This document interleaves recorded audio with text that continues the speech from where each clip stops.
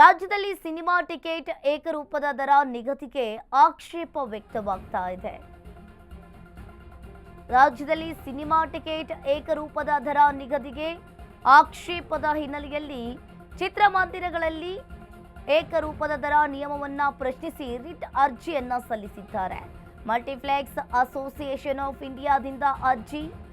200 ರೂಪಾಯಿ ದರ ನಿಗದಿಯಿಂದ ಮಲ್ಟಿಪ್ಲೆಕ್ಸ್ಗಳಲ್ಲಿ ಆದಾಯ ಕೊರತೆ ಇದೆ, ಆರ್ಥಿಕ ನಷ್ಟವಾಗಲಿದೆ ಅಂತ ಹೈಕೋರ್ಟ್ಗೆ ರಿಟ್ ಅರ್ಜಿಯನ್ನ ಸಲ್ಲಿಕೆ ಮಾಡಿರುವಂತದ್ದು. ಟಿಕೆಟ್ಗೆ 200 ರೂಪಾಯಿ ಮಿತಿ ವಿಧಿಸಿದ್ದ ಸರ್ಕಾರ, ರಾಜ್ಯ ಸರ್ಕಾರದ ನಿಯಮ ಮೂಲಭೂತ ಹಕ್ಕುಗಳ ಉಲ್ಲಂಘನೆಯಾಗಿದೆ. ರಾಜ್ಯದಲ್ಲಿ ಸಿನಿಮಾ ಟಿಕೆಟ್ ಏಕರೂಪದ ದರ ನಿಗದಿಗೆ ಆಕ್ಷೇಪ ವ್ಯಕ್ತವಾಗ್ತಾ ಇರುವಂತದ್ದು. ಚಿತ್ರಮಂದಿರಗಳಲ್ಲಿ ಈಗಾಗಲೇ ಆಕ್ಷೇಪ ವ್ಯಕ್ತವಾಗಿದೆ.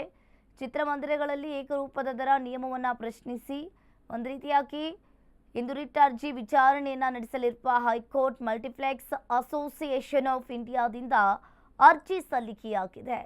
200 ರೂಪಾಯಿ ದರ ನಿಗದಿಯಿಂದ ಮಲ್ಟಿಪ್ಲೆಕ್ಸ್ಗಳಲ್ಲಿ ಆದಾಯ ಕೊರತೆ ಹಿನ್ನೆಲೆಯಲ್ಲಿ ಆರ್ಥಿಕ ನಷ್ಟವಾಗಲಿದೆ ಅಂತ ಹೇಳಿ ಹೈಕೋರ್ಟ್ಗೆ ರಿಟ್ ಅರ್ಜಿಯನ್ನು ಸಲ್ಲಿಕೆ ಮಾಡಿದ್ದಾರೆ. ಇನ್ನು ಟಿಕೆಟ್ಗೆ 200 ರೂಪಾಯಿ ಮಿತಿ ವಿಧಿಸಿದ್ದ ಸರ್ಕಾರ ನಡೆಗೆ ಆಕ್ಷೇಪ ವ್ಯಕ್ತವಾಗ್ತಾ ಇದೆ. ಇನ್ನು ರಾಜ್ಯ ಸರ್ಕಾರದ ನಿಯಮ ಮೂಲಭೂತ ಹಕ್ಕುಗಳ, ರಾಜ್ಯದಲ್ಲಿ ಸಿನಿಮಾ ಟಿಕೆಟ್ ಏಕರೂಪದ ದರ ನಿಗದಿಗೆ ಇಲ್ಲಿ ಆಕ್ಷೇಪ ವ್ಯಕ್ತವಾಗ್ತಾ ಇರುವಂಥದ್ದು.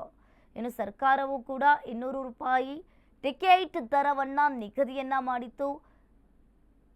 ಮಲ್ಟಿಪ್ಲೆಕ್ಸ್ ಅಸೋಸಿಯೇಷನ್ ಆಫ್ ಇಂಡಿಯಾದಿಂದ ಅರ್ಜಿ ಸಲ್ಲಿಕೆಯಾಗಿದೆ.